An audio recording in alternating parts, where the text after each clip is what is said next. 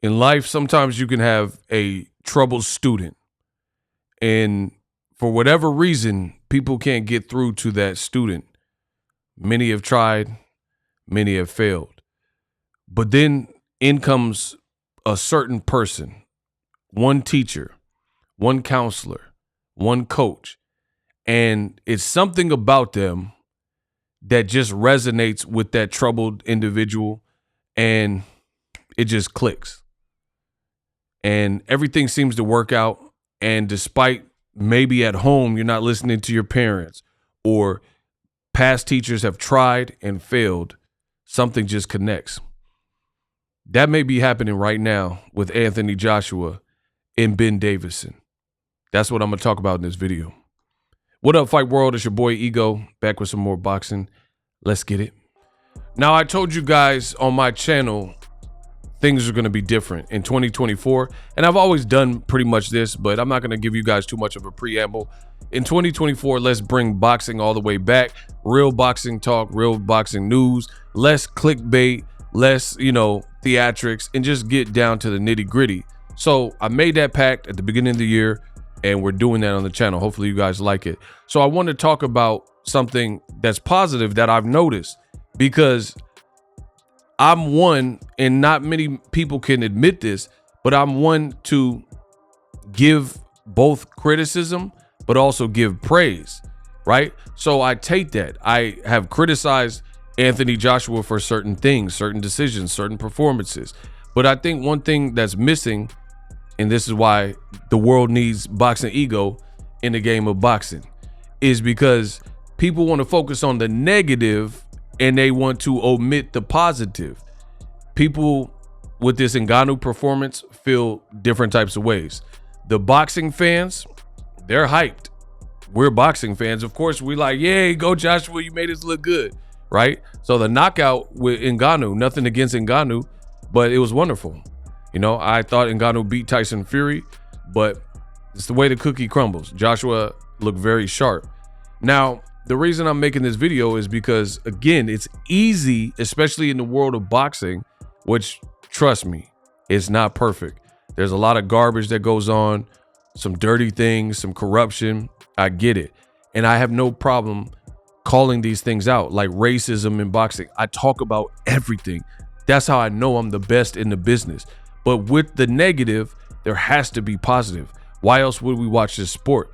And a positive silver lining is Anthony Joshua is experiencing a sort of heavyweight renaissance, where out of nowhere, when people counted him out, when people doubted his mentality, including myself, but again, unlike other YouTubers or content creators, I can admit these things, and it's good. Maybe this criticism helped to push Anthony Joshua to a different gear, but we are seeing sort of a renaissance when it comes to Anthony Joshua performance-wise.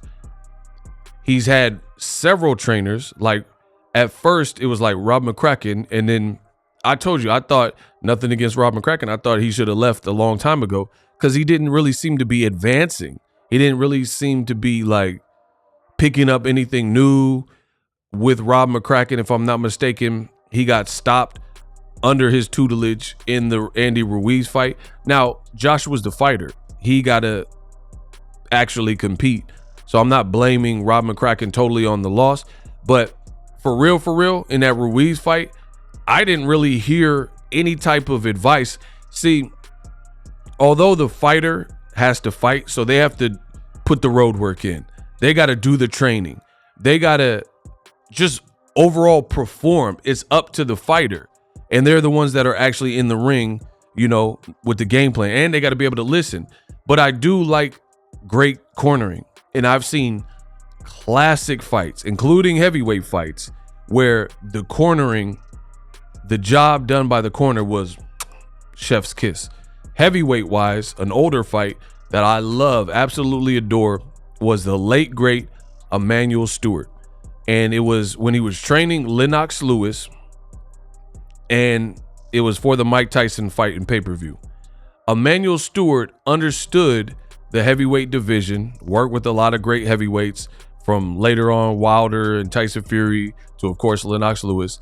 He understood boxing, rest in peace. So Lennox Lewis, this moment, it just is in here because I love this sport, right?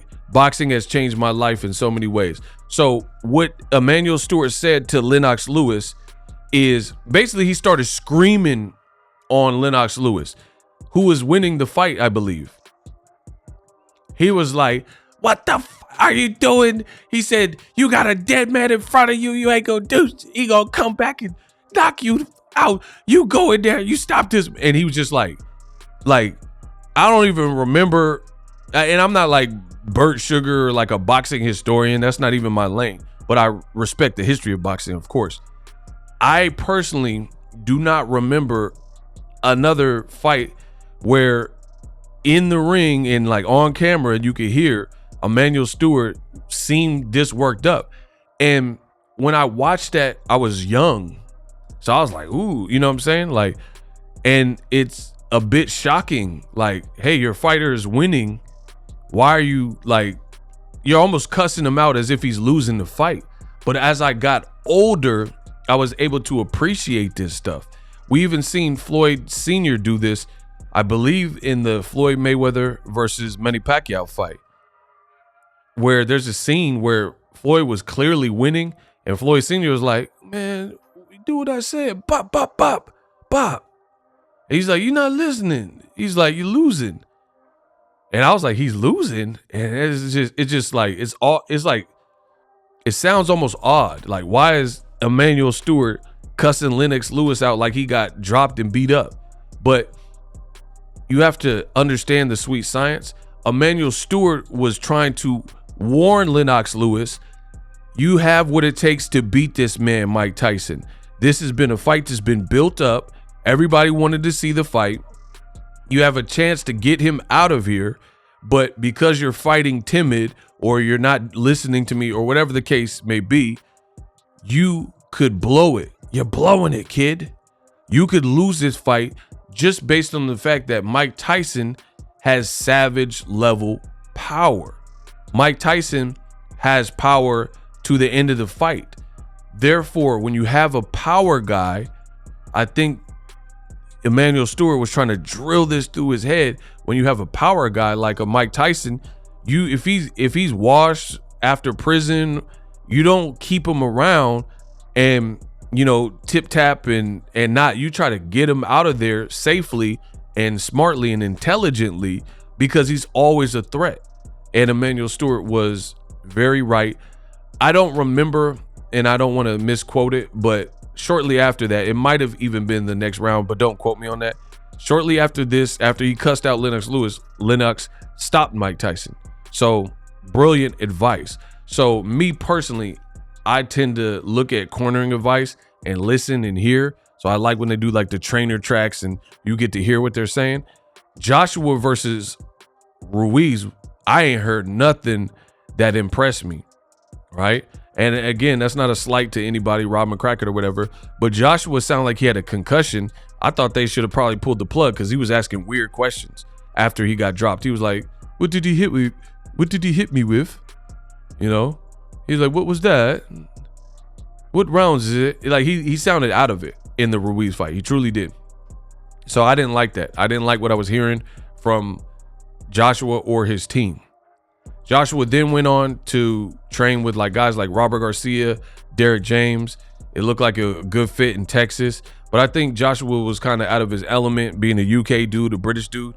I don't know if he, you know, maybe he didn't want to live in Texas or whatever. So whatever reason, he got with Ben Davison, and they've been doing a good job. You know, again, a lot of people, they want to only comment on the negative in boxing. I choose not to do that. Ben Davison and Joshua now have two, not one, but two very impressive Renaissance-like performances from Anthony Joshua, where Joshua looks a lot more rugged, back to the basics. He looks pretty ferocious. To me, this is the closest we've seen to Joshua in his first 15 fights or whatever. When he fought, I don't know the dude, Kevin Johnson, Like, it was a former Tyson Fury foe where he was knocking out. I'm talking about like when he was fighting Eric Molina and he was just, he was knocking people out. So my thing is this, and I love Derrick James. I know Derrick James, he's a GOAT. But like I said at the beginning of this video, some people could just connect with you different. Maybe it's a British thing. Maybe it's the location thing. I don't know. But something seems to me to be clicking with Ben Davison and Anthony Joshua. Because even in the fight, his first fight with Derrick James, I think was Jermaine Franklin, Joshua didn't look, he looked all right. He still looked kind of scary and kind of timid. And his first fight with Ben Davison was the fight with Otto Wallin, who was a guy who gave Tyson Fury many problems, and he chewed through him. And then he fought an MMA fighter, and he gets a first round knockdown, hurts, not just like a flash knockdown, hurts Ngannou with the knockdown. And then by the fight's end, Ngannou is asleep. He's definitely snoring. So what else can I attribute that to? Look at Ngannou. Just look on the screen what you're seeing. He looks flabbergasted. He's like out of here, another planet. So me being a fair critic at times, but also being a fair praiser. Like, I give praise or criticism. People always get mad. Like, oh, why you say this? Oh, you hate this fighter. I don't do that. It's not even how I operate. I don't do content based on a love-hate relationship. If somebody does something that I believe is praiseworthy, it's praiseworthy. Joshua held it down. Look at this. Look at these scenes from the Ngannou fight. Joshua definitely held it down for boxing and produced these chaotic scenes. Definitely went viral. To be honest, it's like the knockout of the year. It's still early in the year, but it has to be, no matter who comes next with crazy knockouts, undoubtedly we'll see some crazy knockouts. But at the end of the day, it's going to be a nominee no matter what happens next. And job well done. Ben Davison and Anthony Joshua, collectively, they've been putting on good performances. Because another reason I got to make this video, when I'm looking at it, Joshua has forced me to reassess my prior preconceived notions about how he would do in certain fights. Like, Usyk beat him twice. The way Joshua's been looking versus both Ngannou, and some people are gonna be like, oh, it was an MMA guy. It's still a 270-pound MMA guy who beat Fury, in my opinion. And then before that, Otto Wallin, another guy who gave Fury mad problems, and he knocked him out too. So I'm not trying to be a prisoner of the moment, but boxing has always been a what have you done for me lately sport. And Joshua has had this vintage type of performances. You know, it's like when Pacquiao got knocked out by Marquez in the fourth fight. Pacquiao came back, beat Brandon Rios, destroyed Chris Algieri and all this type of stuff. So it's like, all right, Pacquiao back to looking like Pacquiao. I believe he will pay me. He's going to pay me. You got to give credit. And especially, like, I really like seeing it in the heavyweight division because one punch can change everything. I mean, literally just in a short, I don't know the year, but when he was losing back-to-back to Usyk, people were trashing Joshua. People were like, it's over. Joshua is overrated, blah, blah, blah. Now they back on the bandwagon. So again, boxing is fickle like that. You look at how Wilder fought versus Joseph Parker. That's a guy Joshua already beat. So I've always thought like Wilder would beat Anthony Joshua, but then maybe he still does. But then when you look at recent performances, again, this version of Joshua, you have to reassess that with how Wilder looked losing to a former champion, a good fighter who just beat Zille Zong, but a guy that Joshua beat and recently had been knocked out by Joe Joyce and then got back active with lesser competition. He beat Wilder almost every round. So now you have to reassess, hey, if AJ and Wilder were to fight, boxing is a what have you done for me lately sport.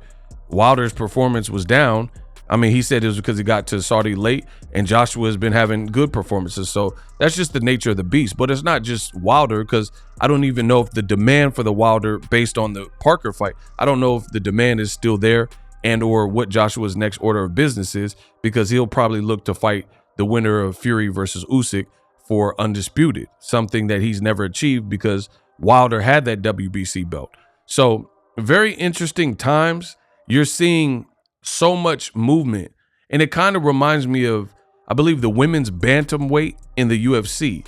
Ronda Rousey was like the queen, and then Holly Holm beats her and then takes the belt and like kicks her in the head. Ronda Rousey,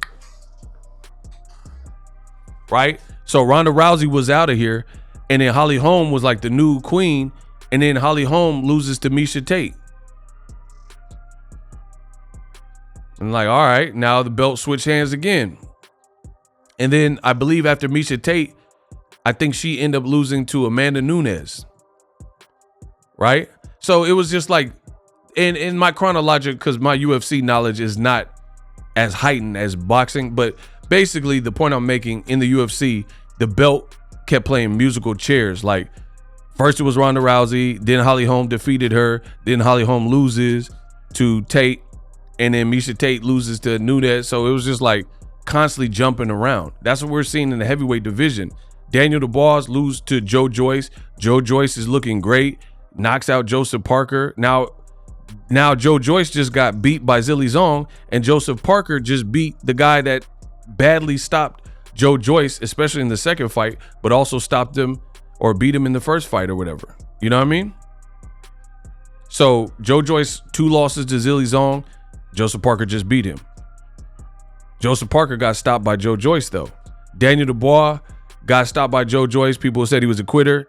Then some people even argue he beat Usyk, or should have won, with the body shot, but he later got stopped. But then people said it was over for Daniel Dubois. And then he beats Gerald Big Bay Miller, who outweighs him, and he looks sharp in that performance. So this new heavyweight division is really all over the place. It really, truly is all over the place, where you don't know what's going to happen next. Joshua, people said he looked washed. Now he gets with Ben Davison, and I guess he's back. He's been looking sharp. And again, some people are like, oh, you're overrating it. The Ngannou fight was fixed and this and that. Listen, boxing is a what have you done for me lately type of sport, and Joshua is back doing well for himself. Meanwhile, Fury lost, in my opinion, to Ngannou, who Joshua just decimated, and Fury was in the front row. Now, if you want me to make a video on Tyson Fury and Joshua, and Tyson Fury's reaction to Joshua knocking out the guy that most believe beat Fury, type the word Tyson Fury in the comment section. If enough of you guys request that video by typing Tyson Fury, I'll look in the comments and see that, and then I'll notice that enough people want me to make that video. But in closing, Anthony Joshua partnered with Ben Davison. Something is working. You know, we'll have to see it. Like, if Usyk beats Fury, maybe you get AJ versus Usyk for all the marbles, undisputed. Maybe if Fury beats Usyk, you get a domestic British fight for undisputed, AJ versus Fury. But at this point, I feel like anything can happen. I mean, you could even do AJ versus Wilder, and if Wilder wins, then he would, most people believe he would win by knockout. That would put him right back on the map, because if Wilder beats Joshua, it's by knockout for sure. But then he could lose to Joshua because, again, Joshua's been sharpshooting. So right now, the heavyweight division is playing musical chairs. This is why we follow boxing. You never truly know what to expect. It is truly the theater of the unknown. But I wanted to just take, some moments with you, talk some boxing, ego thoughts, best in the business, and it's not even close, to give credit where credit's due. The last thing that's interesting is the way Joshua has been looking like he turned back the clock with Ben Davison. I don't know exactly what they're doing or what changed, why the chemistry just seems to be working, because Derek James a great coach. Robert Garcia, great coach. You know, Rob McCracken probably good, but it looks like the communication, maybe Ben Davison knows how to talk to Anthony Joshua, but the interesting thing is he's worked with Tyson Fury too, and then Fury's no longer using him. So I don't know what their relationship is now, but would Ben Davison be willing to train Joshua to fight Tyson Fury? Because he has knowledge of how Fury fights and watched the sparring because he used to train with Fury or train Fury. So I'm curious about that. I don't know if any UK media, mate, one more week, mate, get bang. Like, I don't think any UK media has asked him that. I haven't seen it. You guys can send me a link if you've seen the interview asking Ben Davison what he would do, no longer being Team Fury technically, having good like work with Joshua. If Joshua and Fury are to fight, would he go against Tyson Fury, a guy he used to train? You know, some people have no problem doing it. Like Andre Rozier, he did it with Danny Jacobs and Sergey Deryevchenko. He trained both of them, but Danny Jacobs was the one he's trained longer, so he stuck with that. So it's always kind of fickle in these types of situations where you wonder, would they go against somebody that they used to train with? Because we really, people in America know Ben Davison because he was working with Tyson Fury, because he was working with them for like the Fury Wilder fight, Wilder Fury, one of those fights, right? Or maybe even multiple. So that's the reason Americans even know Ben Davison, mostly from that. That was like at least the introduction to Ben Davison. So nonetheless, whatever they're working on seems to be working. Subscribe.